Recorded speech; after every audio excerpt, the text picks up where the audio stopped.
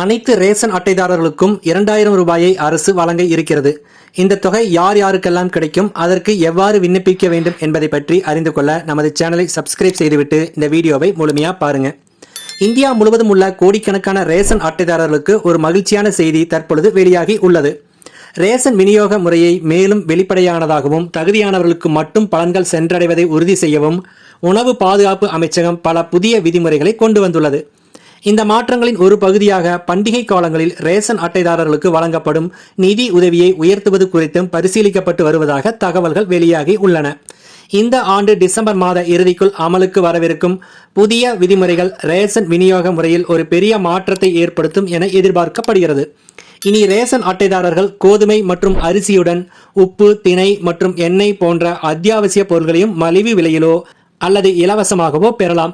தற்பொழுது ஒரு நபருக்கு 5 கிலோவாக வழங்கப்படும் உணவு தானியங்களின் அளவை 7 கிலோவாக அதிகரிக்கவும் திட்டமிடப்பட்டுள்ளது. அனைத்து ரேஷன் அட்டைதாரர்களும் தங்களது KYC சரிபார்ப்பை முடிப்பது கட்டாயமாக்கப்பட்டுள்ளது. இதை முடிக்க தவறுவர்களின் பெயர்கள் பயனாளிகள் பட்டியலிலிருந்து நீக்கப்பட வாய்ப்புள்ளதாக அரசு தெரிவித்துள்ளது.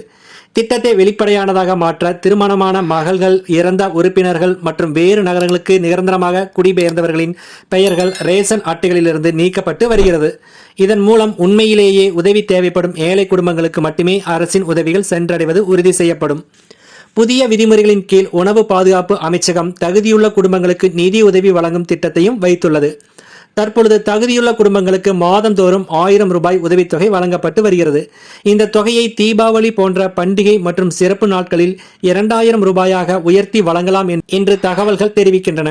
கடந்த காலங்களிலும் கொரோனா பெருந்தொற்று போன்ற இக்கட்டான சூழ்நிலைகளிலும் பண்டிகை காலங்களில் மக்களின் சுமையை குறைப்பதற்காக மாநில அரசுகள் ரொக்க பரிசுகளை அறிவித்துள்ளன. உதாரணமாக 2020ஆம் ஆண்டு தமிழக அரசு தீபாவளி பரிசாக ரேஷன் அட்டைதாரர்களுக்கு 2000 ரூபாயை வழங்க ஆலோசித்தது. அதேபோல் பொங்கல் பண்டிகையொட்டி ரொக்க பரிசு வழங்குவதும் வாடிக்கையாக உள்ளது.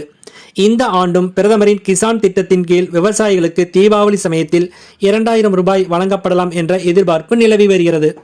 இதேபோல் ரேஷன் அட்டைதாரர்களுக்கும் தீபாவளி பரிசாக 2000 ரூபாய் ரொக்க பரிசு கிடைக்குமா என்ற எதிர்பார்ப்பு மக்கள் மத்தியில் தற்பொழுது எழுந்துள்ளது. இது குறித்த அதிகாரப்பூர்வ அறிவிப்பு விரைவில் வெளியாகலாம் என எதிர்பார்க்கப்படுகிறது. இந்த புதிய மாற்றங்கள் தகுதியுள்ள எந்த ஒரு குடும்பமும் பசியுடன் இருக்கக்கூடாது என்பதை உறுதி செய்யும் என அரசு தரப்பில் தெரிவிக்கப்பட்டுள்ளது. நன்றி.